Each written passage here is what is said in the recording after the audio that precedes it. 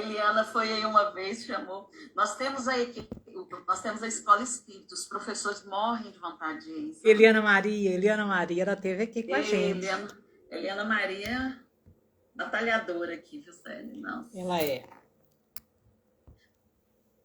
Mas para ir aí, depois, a gente teria que... depois, quantos quilômetros depois de Belo Horizonte?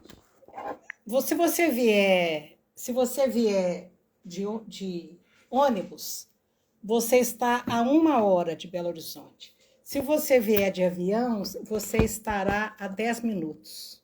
Mesmo? O aeroporto fica tão perto assim? Fica, o aeroporto fica bem pertinho. Achando umas passagens, umas ofertas de passagem compensa, né? Mas vamos ver, ainda não está sendo um momento de muitas viagens, não. Só o necessário não. ainda, Não, né? tá não. Só o necessário. Neide? Boa noite, tudo bem, Nícia? Tudo. A Célia já está aí com a gente. Oi, Célia, boa noite. Oi, Neide, eu estava aqui lutando para entrar e vi que você já tinha entrado, mas eu não estou te vendo, não. Ah, não, quem tinha entrado era a Nísia. Ah, tá. Pois é, vim aqui na expectativa, adorei seus vídeos, viu? Muito obrigada. Bom, esse livro tem ajudado muitas pessoas, viu, Célia? Depois o livro dela no livro? Já saiu, ele já saiu no clube. Ela foi dentro.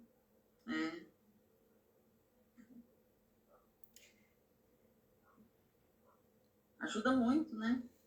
Tipo, num distrito pertinho aqui de Uberlândia, o pessoal sofrendo lá com a desencarnação. Aí qual livro que você indica para me dar de presente? Eu falei assim, não tem muitos, né? Mas o é sentido mesmo, é o Vencendo a Dor da Morte.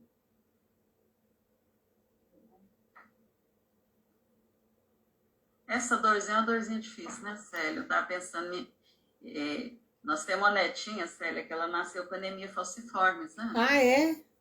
E tá com qual idade? Ela tá com 2 anos e teve 2 crises muito graves, e a médica indicou uma cirurgia de tirar o baço. Já fez, sabe? Mas foi pro hospital, a gente fica assim, nossa, com o coração na mão, né? Aí a gente fala, Deus, assim, tá na mão do Senhor, mas se for possível o Senhor fazer a nossa vontade. É o que a gente sempre pede, né? É o que a gente sempre pede. Graças a Deus ela fez, tá bem, sabe? Mas é uma doença, assim, bem complicada aí ao longo da encarnação, né? Vai exigir sempre cuidados, né? Vai. Medicamentos, cuidados. A Neide apareceu. Você não estava aparecendo, não? Acho que não. No seu Instagram você não estava aparecendo, não?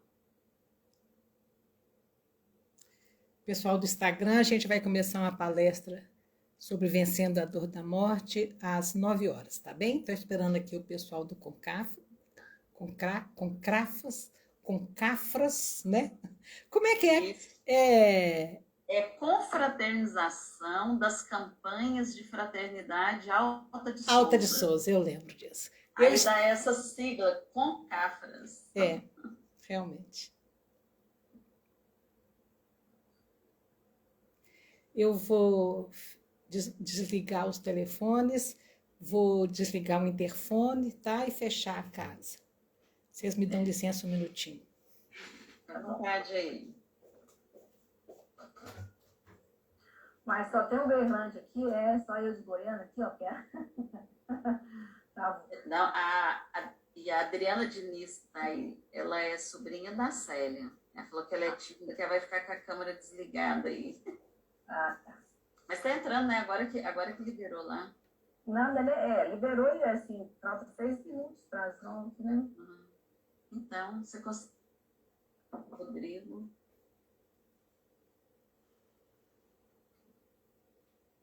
Oi, Nícia. Boa noite. É nossa. Só deu Uberlândia mesmo. Aí, Neide.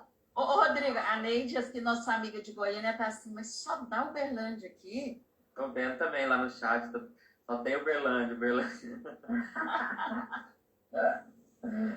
Mineiro não perde. Não, e tem o pessoal aí de Pedro Leopoldo mesmo, a Célia, a sobrinha dela. Mineiro não perde o trem, não, ô Ney. Fiquei sabendo, essa história é antiga, né? É. Só que esse trem aí, a gente ninguém tá querendo entrar nele, não. Se foi isso, você maldosamente pensou aí, não estamos querendo, não. Pois é, esse aí não, esse nenhum de nós queremos. Oi, Rodrigo, tá tudo bem? Tudo bem, graças a Deus. E com vocês? Tudo na paz. Caladinha.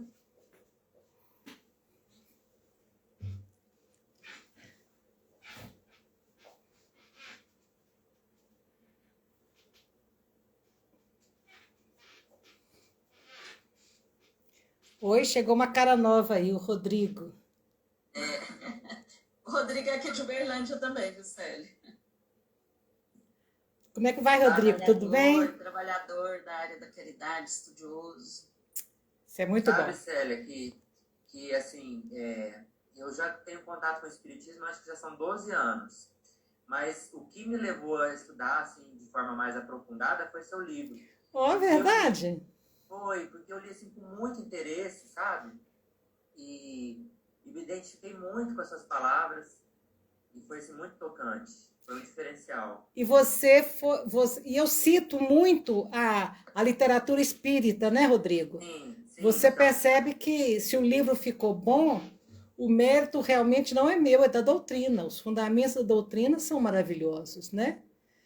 E ouvir o seu depoimento é muito gratificante. Saber que a gente não comprometeu muito os conteúdos da doutrina ao escrever sobre ela, né? Foi um trabalho... Rodrigo, você se importa de falar esse depoimento de novo? Eu esqueci de pôr para gravar. Eu acho que você não importa não. Peraí, eu vou pôr para gravar e você recomeça. Tá.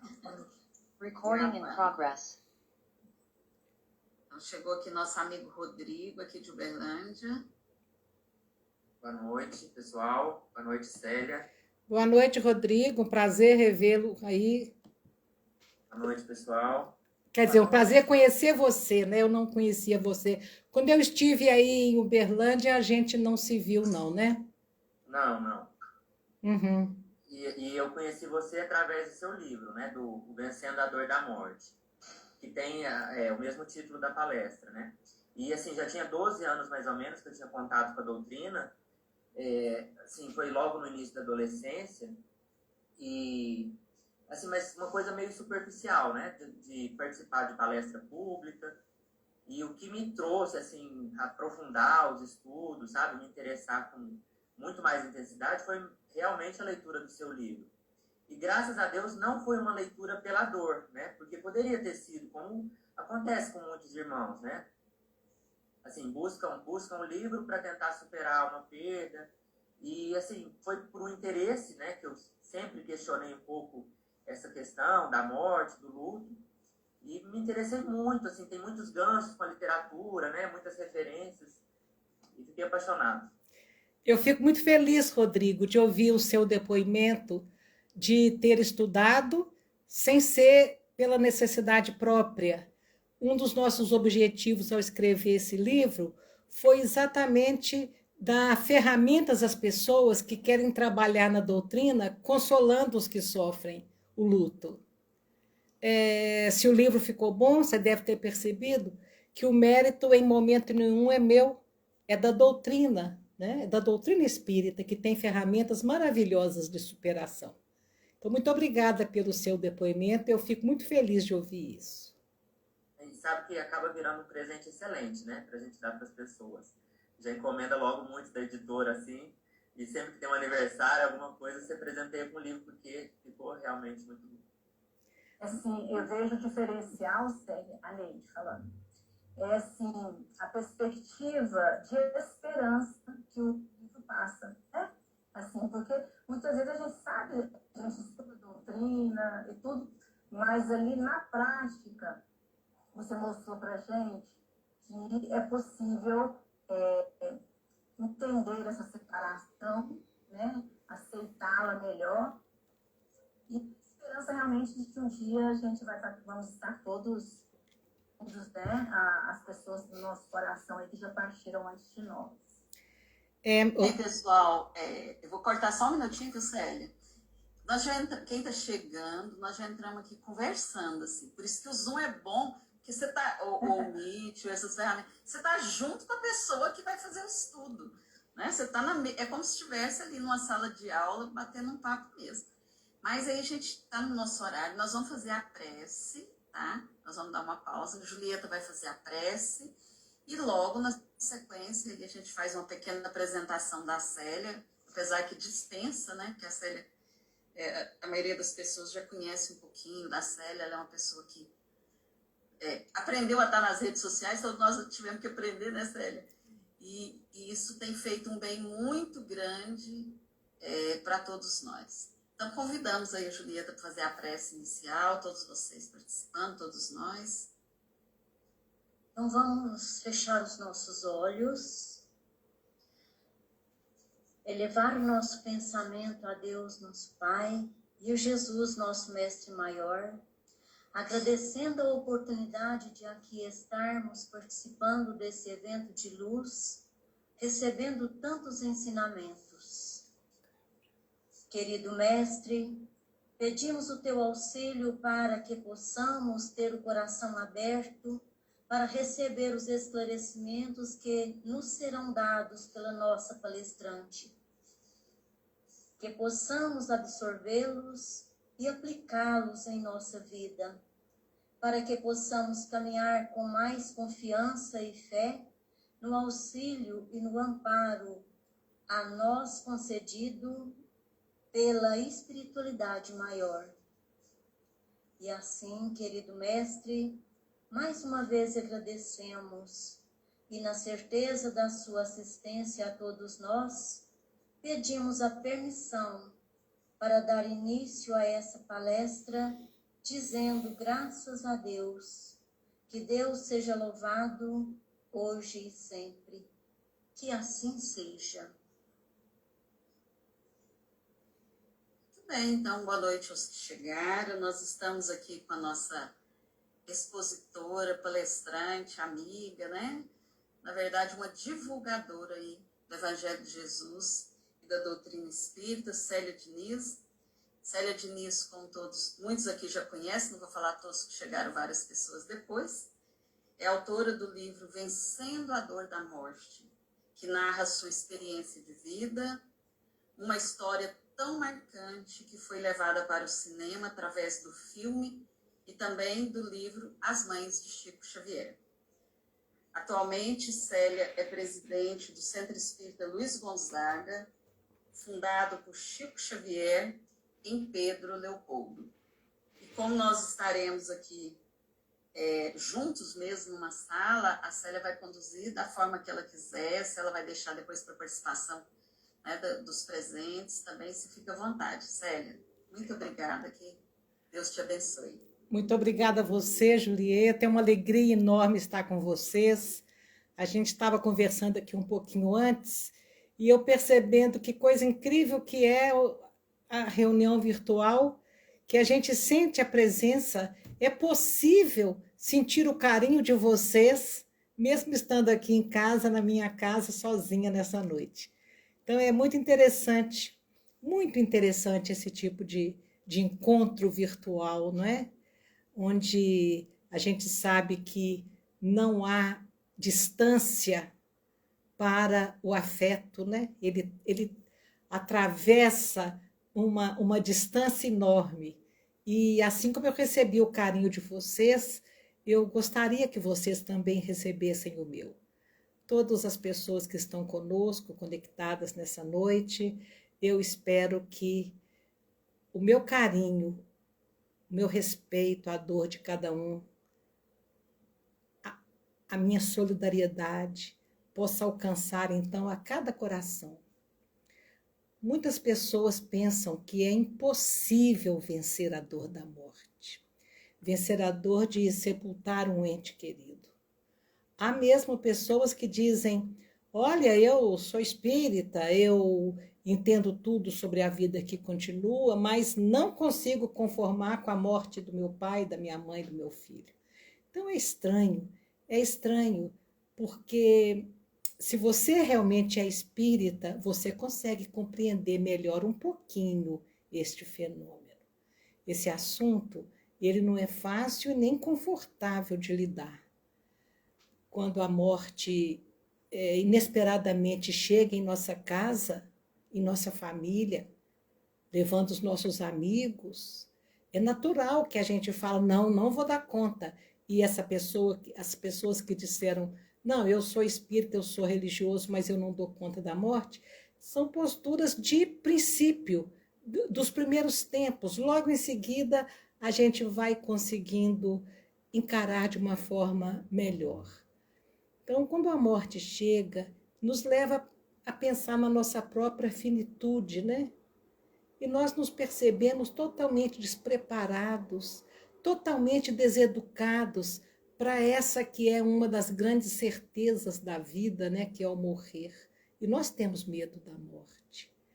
Por quê? Porque a gente está acostumado com a vida, a gente está apegado ao que temos, ao que amamos, às coisas que gostamos de fazer. E nós não queremos deixar de fazer essas coisas que nós gostamos, deixar de estar com as pessoas que nós gostamos. Mas, no entanto, pode chegar um momento em que a morte virá. E aceitá-la como transformação necessária e trabalhar os nossos medos nos trará melhor capacidade de enfrentamento, de adaptação diante da nova realidade que é viver sem determinadas pessoas em nossas vidas, uma realidade que a gente não buscou, que a gente não desejou e que não dependeu da nossa vontade. Então, aceitar que um dia vamos ter que abandonar o corpo físico, abandonar a vida material, isso é fundamental para a nossa sobrevivência emocional. O amigo que conversava conosco, o Rodrigo, dizia ainda há pouco, fui estudar sobre como é a visão do espiritismo, né, que o espiritismo tem da morte. E ele dizia, estudei, despertou minha vontade de estudar e não fui pela dor, quer dizer, ele foi pela necessidade de estudar. Então ele já está aceitando, né? Ele foi levado a aceitar que um dia ele vai embora, que um dia alguém dele vai embora. E ele já está, querendo ou não, ele já está mais preparado para sobreviver emocionalmente. A doutrina espírita trabalha muito esse lado da morte, né? Como sendo parte da vida. Estar morto é simplesmente um outro jeito de viver. E essa é uma concepção extremamente espiritualista, né? Uma concepção da morte, uma concepção espiritualista. Qual é a diferença? No Evangelho segundo o Espiritismo, capítulo 5, Bem-aventurados os aflitos, ele é o maior capítulo do Evangelho. E ele diz que quando a morte vem ceifar do nosso convívio as pessoas que amamos, nós devemos elevar a nossa visão acima da concepção materialista. Nós devemos elevar a nossa visão buscando uma visão espiritualista da morte. E é engraçado dizer isso, porque se você lê simplesmente isso e segue em frente no Evangelho, você não apreendeu o sentido do que estava escrito ali. Por isso que ler o Evangelho segundo o Espiritismo não é uma leitura qualquer, é um mergulho na essência do Consolador prometido por Jesus. E esse Consolador, neste capítulo em questão, capítulo 5, fala dessa visão espiritualista da morte. Quando a gente olha a morte pelo plano material, ela é algo horrível que nos aguarda ao final de uma jornada. Mas quando você olha a morte de uma visão espiritualista, aí é outra visão totalmente diferente. É a gente estar se colocando no plano espiritual, observando que a vida aqui é simplesmente uma pequena passagem que dura um pequeno espaço de tempo e depois nós vamos de novo voltar para casa. E é interessante que se a gente fala com a pessoa assim, você acredita na vida após a morte? Elas dizem, não sei, não parei para pensar nisso. Você acredita que a vida continua? Não parei para pensar nisso. Então é um tipo de materialismo onde a morte pode terminar com tudo, né? Não tem nada além do túmulo, né? Esse tipo de materialismo não é bem uma questão de crença, é uma questão de indiferença. A pessoa não para pensar na própria finitude, na finitude dos que amam. E aí, quando acontece de ser surpreendido pelo fenômeno da morte, ele está ali se dizendo espiritualista, mas com posturas das mais materialistas possíveis, que é, por exemplo, o que eu ouvia no sepultamento da minha filha de 27 anos, várias pessoas dizendo assim para mim, que pena, Célia, sua filha tinha a vida inteira pela frente. E eu pensava e às vezes dizia, e continua tendo. Porque que vida a pessoa pensa que acabou ali? Que vida? Quem somos nós? E o que é a vida? Então, se a gente vai estudando esses valores, essas percepções, nós tranquilamente estaremos mais preparados, porque nós já sabemos que nós não somos um corpo que tem um espírito. Nós somos um espírito usando temporariamente esse corpo. Nós não somos seres materiais, nós somos seres espirituais, né? Nossa essência é espiritual. Nós somos seres imortais. E todas as religiões pregam a imortalidade da alma. Só a doutrina espírita é capaz de provar e comprovar essa imortalidade. E quando a gente fica sabendo que a vida continua, a nossa concepção de vida muda muito.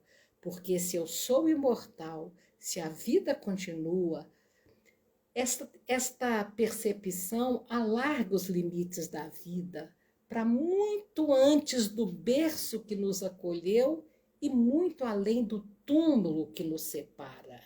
Então, a vida é uma só, escreveu o apóstolo Paulo em Romanos, e a gente fala, puxa, a vida é uma só. Nós não somos reencarnacionistas? Somos, mas a vida é uma só mesmo. O apóstolo escreveu certinho. Deus me criou e me deu uma vida. E nessa minha uma vida, ora eu estou vivendo dentro de um corpo físico e ora eu estou vivendo fora de um corpo físico. Mas a vida é uma só. As existências é que são muitas. Então nós fomos criados espíritos. Somos essencialmente espíritos. E de vez em quando Deus nos oferece a oportunidade de estarmos aqui na Terra, nos emprestando essa roupa, que é o corpo físico, para a gente ficar por aqui.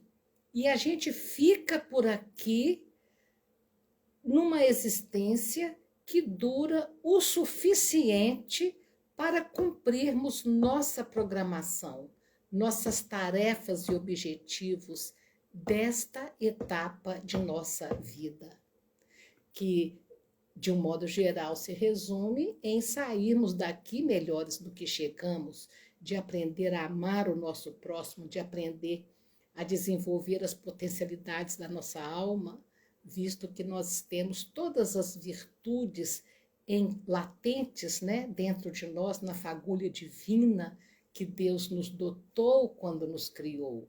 Então, a gente vem para a Terra porque aqui é uma escola. Ela é uma escola. O corpo físico é o nosso uniforme. Os professores são os parentes ou pessoas difíceis que querem que nós aprendamos a paciência, a tolerância, o respeito. Ou então aquelas pessoas que nos amam, nos ensinando na prática o que é o amor por muito nos amarem. As provas são as situações que a vida nos apresenta. Chega um dia que o nosso curso termina essa etapa de aprendizado e nós recebemos um diploma. E eles dizem, pronto, tchau, pode sair da escola. Há de se lamentar? Sair da escola e voltar para casa? Mesmo que esse diploma seja um atestado de óbito? Para muitos, a vida aqui na Terra é como se fosse a internação em um hospital, onde a nossa amiga dizia da netinha que nasceu com um tipo de leucemia, e então o nosso pijama é o nosso corpo físico, é o nosso remédio também, onde nós vamos deixar no corpo, o dia que nós voltarmos para casa, nós vamos deixar no corpo aquele problema que estava na nossa alma. Então, é para isso que serve a reencarnação de muitas pessoas. Trazem o compromisso da doença para deixar no corpo físico esta doença. E, às vezes, a doença dura 2 anos, sara, a pessoa continua aí 80 anos. Às vezes, ela vai embora aos 60, aos 50, aos 40, dependendo, cada história é uma história. Eu estou contando isso porque a minha mãe pede uma lepra para... É muito engraçada essa história. A minha mãe pede uma lepra quando ela escolhe as provas. Ela se vê com a alma ferida e ela pede a lepra porque era uma doença que faria com que as feridas da alma passariam para um corpo. E um dia ela deixaria esse corpo sob a terra e ia embora com a alma curada. E ela pede a lepra. E quando ela pede a lepra, os instrutores que a ajudaram nessa programação reencarnatória falam com ela, você não vai precisar de lepra. Você pode escolher o trabalho. E um dia ela tem aos 40 e poucos anos, 50 anos, ela tem uma intoxicação muito forte com um remédio chamado cibalena.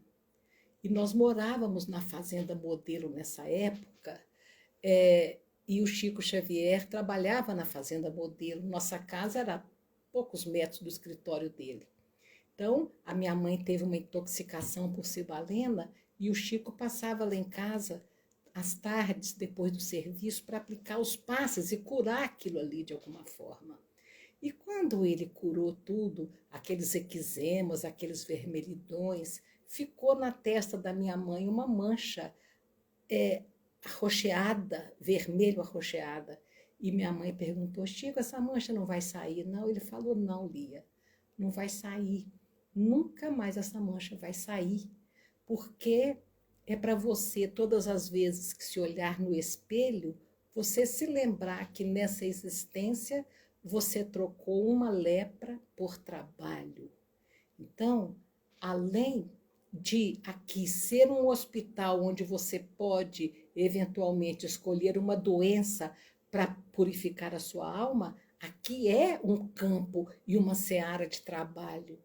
E é por essa razão que Jesus veio e nos disse que o amor cobre a multidão dos nossos pecados. Nós não precisamos optar pela doença, mas para muitas pessoas a gente fica doente e recebe a alta hospitalar.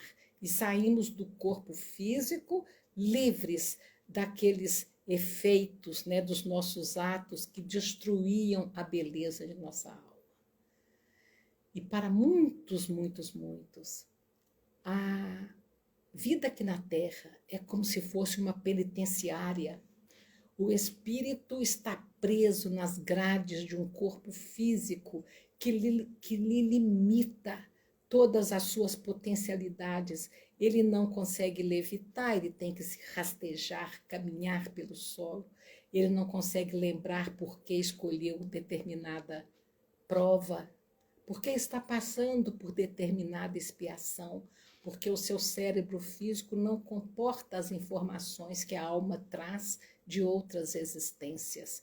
Então, o espírito se vê privado daquela locomoção fácil, se vê privado do conhecimento das vidas anteriores, se vê privado de conhecimento de idiomas, de talentos, que tem que ser tudo desenvolvido de novo. E às vezes são experiências muito difíceis, né? Muito difíceis, porque a gente sofre e não sabe por que sofre.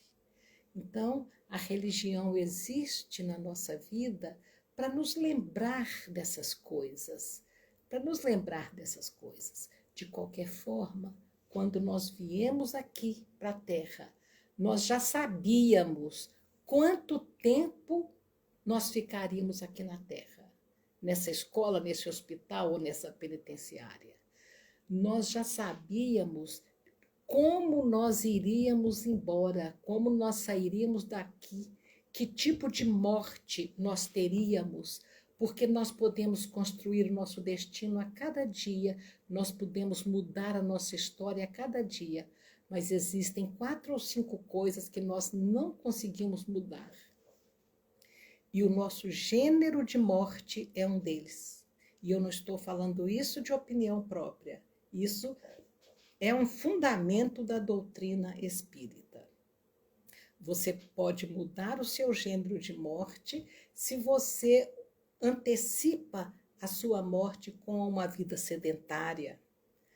Você antecipa sua morte com os pequenos suicídiozinhos diários que você pode cometer a cada dia, com acesso de cólera, se entregando à raiva, se entregando a tristezas, né? Então, isso pode acontecer, mas se você é um completista nos dizeres de André Luiz, você consegue ficar aqui na Terra o tempo todo que você veio para ficar, e neste caso, o seu gênero de morte, uma morte súbita, uma morte por velhice, por acidente, soterrado numa lama, uma morte violenta, tudo isso a gente trouxe já programado. Só o suicídio não estava planejado. Então a gente vai estudando a doutrina e percebendo que a morte é apenas isso, um pequeno instante no caminho infinito que é a nossa vida única, longa e maravilhosa. A morte é simplesmente uma mudança, uma transição e jamais um ponto final. Então a gente fala de morte e tudo isso é muito doloroso e eu não esqueço nem por um momento as dores que me fizeram aprender tudo isso. Tudo isso é muito doloroso. E hoje eu falo com a serenidade de quem aproveitou o tempo, o grande aliado de Deus, para cicatrizar as nossas feridas. A visão que a doutrina espírita tem da morte não exclui de jeito nenhum a existência de sentimentos fortes que machucam, que maltratam, que violentam a nossa sensibilidade. A morte traz esse tipo de sentimentos muito fortes. A saudade dói, dilacera, principalmente se foi uma partida traumática, uma morte rápida, uma morte mais rápida, uma morte súbita, um acidente, uma violência. Não é o caso, por exemplo, de uma doença longa ou de um envelhecimento que nos dá tempo de irmos construindo aos poucos o nosso processo de perda, né? O suicídio, então, nem se fala, porque pior do que a dor de ver um ser amado morrer é a dor de ver esse ser amado querer morrer. Então, tudo isso é muito doloroso e nós compreendemos perfeitamente. E nós não estamos falando que isso não é difícil. O próprio Emmanuel, que experimentou em sua existência como Emmanuel, ele experimentou a perda de muitos entes queridos, inclusive da sua amada Lívia, dos seus filhos, ele diz que ver a névoa da morte estampar-se inexorável na fisionomia dos que amamos e dar-lhes o adeus indescritível é como despedaçar a própria alma e prosseguir vivendo. E é interessante, despedaçar a própria alma e prosseguir vivendo. Essa é a grande transformação que a perda de entes queridos nos leva a fazer, né? Perceber que a gente tem que continuar vivendo. Porque a primeira coisa que surge na cabeça de algumas pessoas é: minha vida não faz mais sentido. Eu não tenho mais motivo nenhum para continuar vivendo. Então, a gente tem que ver a alma despedaçada, sentir o coração despedaçado, mas ter a consciência de que, por mais doloroso que isso seja, nós temos que continuar vivendo. Então, a gente vai aprendendo que, se morrer é voltar para casa, nós só não temos plena consciência disso porque nós estamos mergulhados neste corpo físico que nos limita, né? Então, nós perdemos um pouco essa nossa percepção da nossa dimensão espiritual, da nossa filiação divina e dessas idas e vindas. Chegar e partir, fizemos isso já milhares de vezes. Nascemos e renascemos, nascemos e renascemos. Quando meu filhinho se foi, em 1983, caindo da garupa da bicicleta da babá, o Chico me disse assim: o seu filhinho foi rever os velhos novos amigos. Então, aquela informação que chega assim, e você começa a tentar entender e fala: puxa, não precisa de eu preocupar com ele. Ele está voltando para casa, ele deixou corações amados do lado de lá também. Nossa família espiritual, não está todo mundo aqui. Ele tem os amigos lá. Que coisa incrível! Então, isso abre um horizonte extraordinário na sua preocupação e você começa a entender o que Jesus disse, o que Jesus quis dizer quando ele falou: deixai aos mortos o cuidado de enterrar seus mortos. Quer dizer, quem vai para o lado de lá tem toda uma vida, uma estrutura, um lar, uma família. E nós todos vamos nos reunindo aos poucos, né? Nesse novo velho lar, né? Então, a gente, muitas das vezes, nós recebemos como espíritos aqui na Terra, filhos, espíritos para ser nossos filhos, que contaram conosco para lhes dar um corpo físico, mesmo sabendo que seria por pouco tempo, mesmo sabendo que seria uma existência mais curta, mesmo sabendo que seria extremamente doloroso o dia que eles fossem embora, é porque que a gente concordou, falando: nossa, um dia eu concordei com isso, né? Que coisa! Por que eu concordei? Porque eu tinha uma visão totalmente espiritualista da morte, que quando eu combinei isso, eu era um espírito vivendo no mundo espiritual, com todo o conhecimento do que é que significa uma passagem aqui na Terra. Então eu fico imaginando a reunião onde o anjo de guarda, o mentor do meu grupo familiar, deve ter nos convidado para uma reunião e dito: olha, você vai ser o pai, você vai ser a mãe, vocês vão ter 3 filhos. Concordam em levar para lá 3 filhos? Esse você vai levar por esse motivo, esse por esse motivo e esse por esse motivo. Tá. Aí a gente fala: não, concordamos, nós nos amamos, nós já até nos conhecemos, posso levar. E o meu filhinho, o que seria o meu filhinho mais novo, diz para mim: eu vou, muito obrigada que vocês vão me receber, mas eu vou ficar só 3 anos. Aí eu digo para ele, que beleza, você só vai precisar de 3 anos lá, naquele vale de lágrimas, naquela vida difícil de sofrimento? E ele fala, só 3 anos. E eu fico brincando comigo mesma, imaginando que ele me perguntou, e você, quanto tempo você vai ficar? E eu teria dito 80, 90, e ele falava comigo, puxa, o que você fez para ter que ficar lá naquele lugar tão difícil por tanto tempo? Então, essa é a visão espiritualista da morte. E aqui, quando ele vai embora, o mundo desaba na nossa cabeça, porque a gente esqueceu a ida e vinda, a gente esqueceu a combinação. Então, é por isso que a religião entra na nossa vida para nos lembrar disso. E é tão engraçado, aliás, não é nada engraçado, não é nada engraçado, isso é tão desafiador, o não lembrar, o véu do esquecimento que tanto bem nos faz, mas que tanto nos limita, né? A gente estava almoçando na casa de Chico Xavier um sábado, e estava recente ainda a partida do meu filhinho, do nosso filhinho, meu marido estava desesperado, porque ele não conhecia os fundamentos da doutrina espírita ainda. Ele foi passar a conhecer depois da partida do Rangel. Ele não conhecia. Assistia o culto do Evangelho no lar ali, mas sem muita curiosidade para entender as leis da vida, né?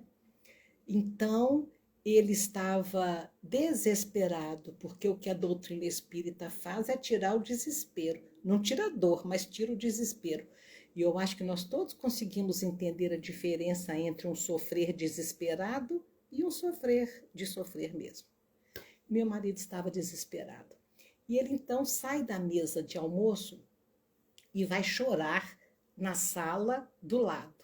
E uma senhora muito bondosa que estava almoçando também conosco, eram umas 6 pessoas mais ou menos com o Chico, naquele sábado, e essa senhora também deixa o prato dela e vai acompanhá-lo. E fala, meu filho, você precisa resignar-se.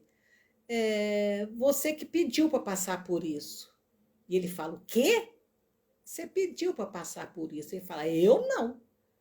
Eu jamais pediria uma coisa dessa. Por que eu ia pedir isso?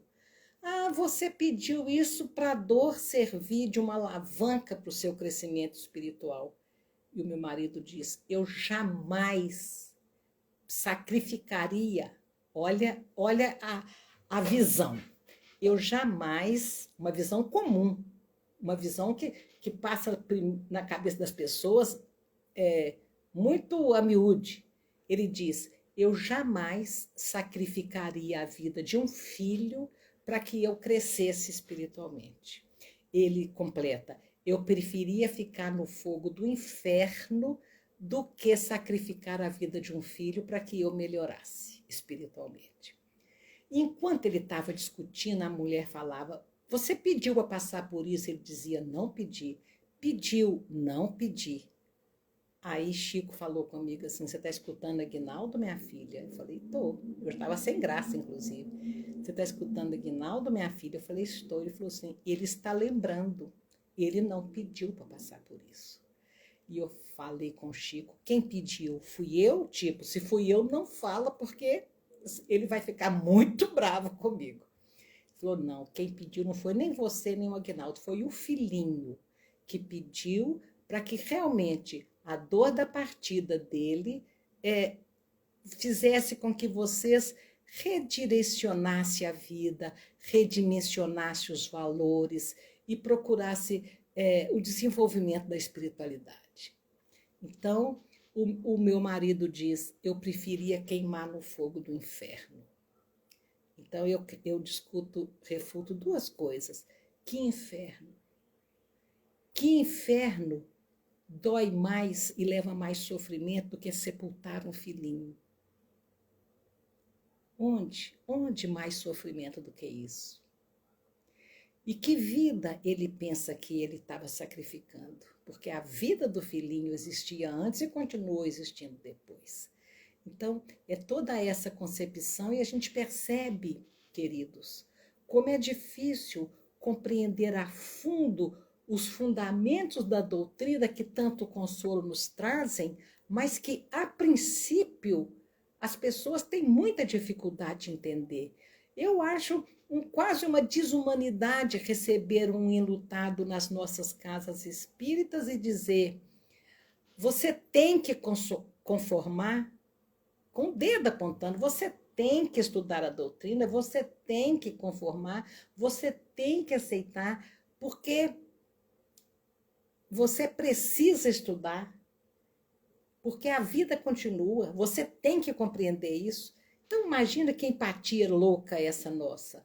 É uma empatia ao contrário, porque em vez da gente se colocar no lugar da pessoa que nunca parou para pensar que a vida continuava, pelo contrário, o que ela pensava é que a vida não continuava, que acabava tudo ali, e a gente exigindo que ela tenha a mesma postura nossa, que já estudamos por mais de 20 anos sobre tudo isso. Então, você conforma, a vida continua. Você conforma, você que pediu para passar por isso, você aceita, porque essa é uma prova, uma expiação. Ora, as pessoas não têm nem noção do que seja isso. Então, naquele momento, eu fico imaginando como que Chico nos acolhia. A gente chegava lá com o coração despedaçado em 1000 pedaços, e ele não cobrava: ó, minha filha, você tem que fazer isso, você tem que fazer aquilo. Ele abria os braços, com os olhos lacrimejando, porque ele chorava junto conosco, ele chorava a nossa indigência, ele chorava o nosso amor apegado, ele chorava como Cristo chorou diante do túmulo de Lázaro. Cristo chora a incompreensão da humanidade diante da morte.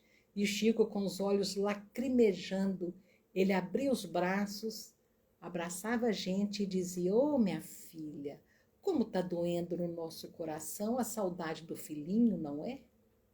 Então ali a gente tinha o acolhimento, nenhuma cobrança, nenhuma fala equivocada. Foi Deus que quis. Foi Deus que quis. Deus não quer a nossa dor, Deus não quer o nosso sofrimento. A morte não é castigo. Também não é promoção, mas não é castigo. A pandemia não foi um castigo. As mortes em Petrópolis agora não é um castigo. A gente fica pensando: por que esse câncer? Por que essa enchente? Por que essa doença? Por que meus pais se foram tão cedo? E nós sofremos porque nós não conseguimos perceber o processo de libertação para quem vai. E realmente os benefícios da dor em nossas almas tão endividadas para nós que ficamos aqui. Então, Deus não quis avalanche, Deus não quis queda, Deus não quer que um avião caia, Deus não quer que um vírus leve 640 mil vidas só no nosso país. Deus não quer isso. Deus é um pai de amor e de bondade. E o que ele faz é criar leis que equilibram o universo, nos ajustando todas as vezes que nós temos ações equivocadas que nos afastam do amor, da luz e da beleza, da perfeição e da felicidade divinas. Então, quando a gente afasta de tudo isso, a gente sofre. A gente colhe os frutos do nosso plantio equivocado. E Deus não quer o nosso sofrimento. O que Deus faz é nos amparar sempre quando nós estamos diante das nossas colheitas pelos plantios equivocados. Eu me lembro de estar em Uberaba num dia que 4 jovens haviam perdido a vida física num acidente de carro de madrugada, no trevo de entrada da cidade. E a cidade inteira comentava, as famílias eram muito conhecidas desses jovens. E uma senhora perguntou para Chico: Chico, estava escrito que isso tinha que acontecer? Esses jovens vieram para perder a vida ali, naquela hora, daquele jeito? E Chico para pensar exatamente qual era aquela história. E a resposta que ele deu especificamente para aqueles jovens, porque nós não podemos generalizar nada. Nós não podemos generalizar nada. Cada caso é um caso, cada tipo de morte é um tipo de morte, de um tipo de pessoa diferente. Então, quando essa senhora perguntou para Chico, esses jovens renasceram para perder a vida ali, hoje? Chico disse, não. Nenhum deles. Eles vieram com outra programação muito mais longa, mas plantaram e colheram imediatamente. Isso se chama karma imediato. Aprendi mais uma. Então, nós recebemos de Deus nossa vida, recebemos dele os nossos pais, os nossos filhos, os nossos irmãos, os nossos amores, como companheiros de viagem. E nós chamamos esses companheiros de meu, de minha. E quando vai embora, a gente fala, por que que Deus levou o meu filho? Por que que Deus levou a minha filha? E há quem responda, ele estava precisando deles. Ah, Deus levou porque ele gosta de coisa boa. Isso é uma loucura. É uma loucura ouvir coisas desse tipo. Os nossos filhos são, antes de ser nossos filhos, eles são filhos de Deus. Os nossos pais, antes de serem nossos pais, são companheiros e irmãos de jornada. São o fato de nós gerarmos ou termos sido gerados, não nos dá o direito de sermos donos dessas almas, né? A nossa filiação é divina. Então a gente tem que ver como companheiro, e para isso nós temos que nos debruçar no capítulo 16º do Evangelho segundo o Espiritismo, que fala sobre a verdadeira propriedade. Nós temos que pensar muito nisso. E lá está escrito que a pessoa não possui senão o que pode levar deste mundo. O que somos forçados a abandonar aqui não é uma posse real. Nosso é o que nós trouxemos ao chegar, os conhecimentos, as experiências, as qualidades morais. Nosso, o que nós levaremos ao partir, as virtudes, as qualidades do coração. Entre elas, o amor que nós nutrimos por alguém e o amor que esse alguém nutre por nós. Nem o corpo físico nos pertence, porque ele pode nos ser tirado a qualquer momento. Então, não é nosso.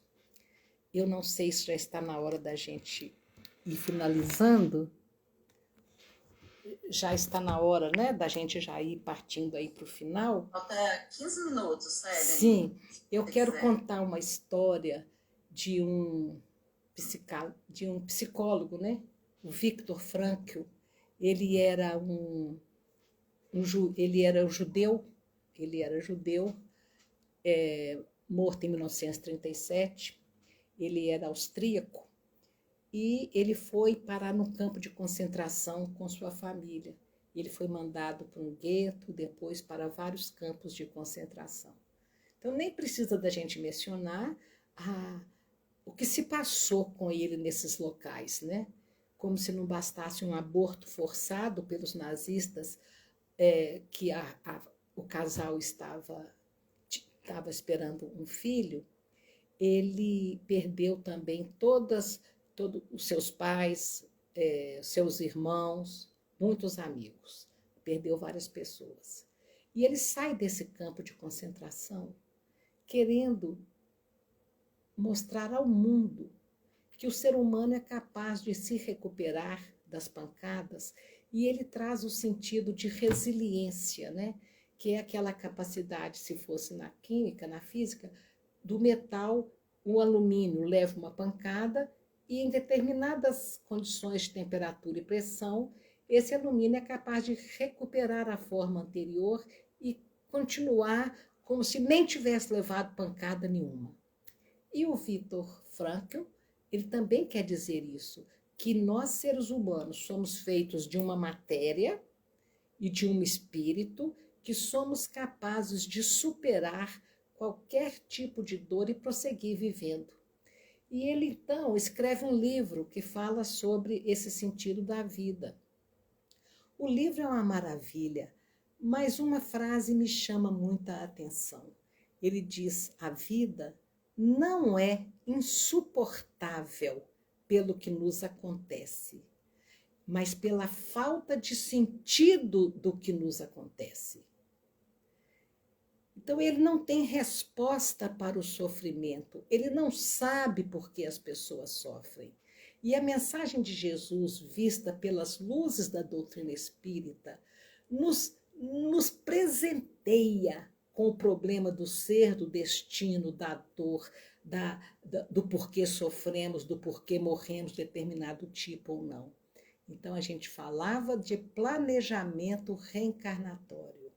Antes de nascer, espíritos mais elevados do que nós nos ajudaram na programação das nossas existências, nos ajudaram nas escolhas de provas, onde nós encontraríamos pessoas e situações que nos trariam o aprendizado que nós mais necessitávamos para aquela etapa da nossa existência. Então, a gente passa por coisas que a gente escolheu e aceitou a escolha que fizeram para nós. Uma coisa é ponto pacífico nessa história do planejamento. A lei de Deus não permite jamais, em tempo algum, que em nossos ombros existam fardos mais pesados que podemos carregar. Jamais. Então, pode ser qualquer dor que nós estejamos passando agora, qualquer dificuldade, qualquer sofrimento, nós tenhamos a certeza de que nós vamos dar conta dela, porque se nós não fôssemos dar conta dela, se essa dor fosse nos destruir, ela não estaria nos nossos ombros, porque a lei de Deus não permite que em nossos ombros tenham dores, fardos mais pesados que nós podemos carregar. Essa é uma das contribuições mais significativas da doutrina espírita. Outro ponto, nós, ao estudarmos a continuidade da vida, nós aprendemos que morrer também não é fácil. Não é fácil. A minha filha se vai aos 27 anos.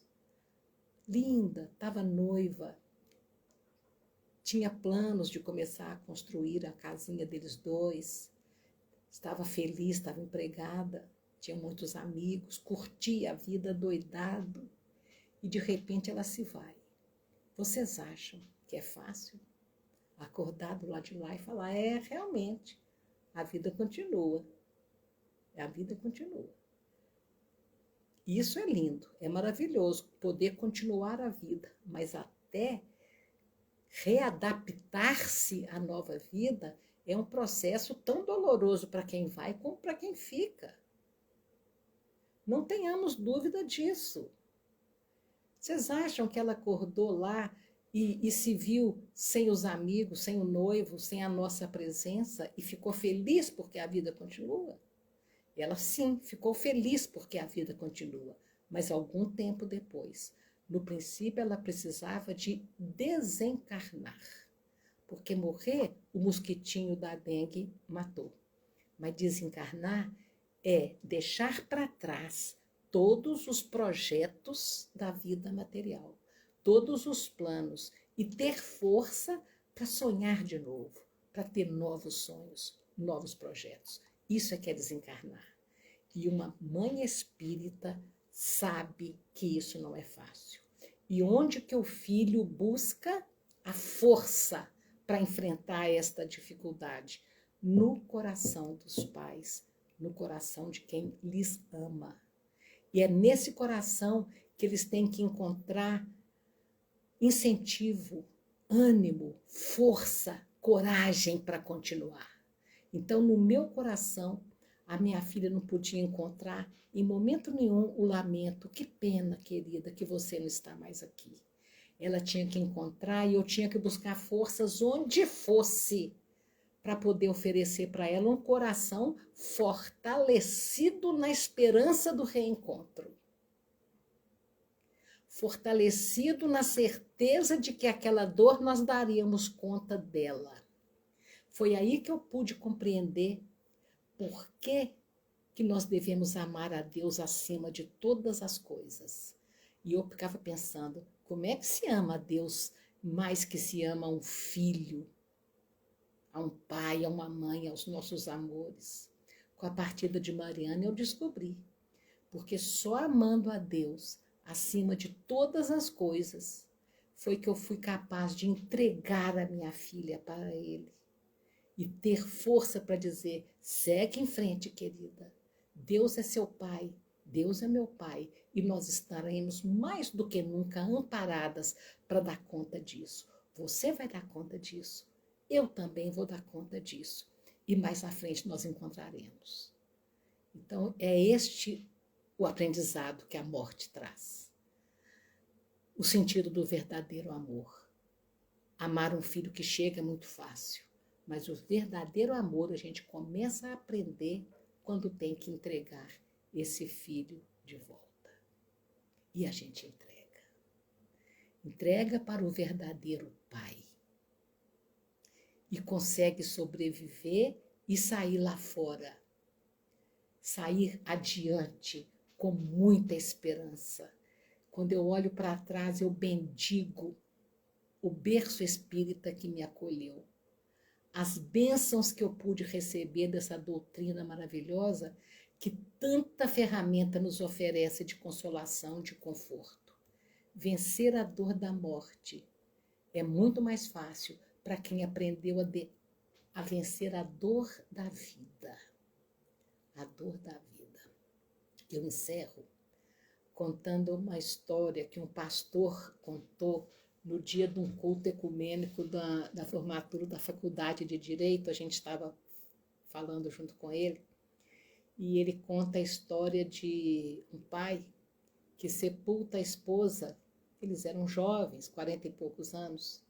Sepulta a esposa e naquele dia ele vai com a filhinha para casa, a filhinha de 5 anos, os dois. Quando todo mundo vai embora, quem já passou por isso sabe que momento é esse.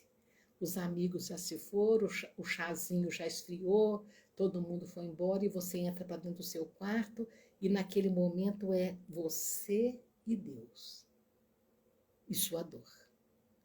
Então, naquele dia que sepultou a esposa, ele entra para o quarto, puxa o berço da filhinha para perto da cama e deita, num desespero de saber como é que ele ia fazer para dar conta de educar aquela menininha sem a mãe. E ele vê a mãozinha dela tateando assim no ar, procurando por ele, e fala, pai, você está aí? E ele segura a mão da filhinha e fala, estou, filhinha, eu estou aqui, eu nunca vou te abandonar. Eu estou perto de você, eu nunca vou te abandonar. Ela se aconchega a ele e dorme. E ele vai para a janela, olha aquele céu estrelado, e na sua profunda tristeza ele pergunta para Deus, pai, você está aí? E no recôndito da alma dele, no mais profundo da sua alma, ele escuta a resposta, sim, meu filho, eu estou aqui, segura na minha mão, eu jamais vou te deixar sozinho.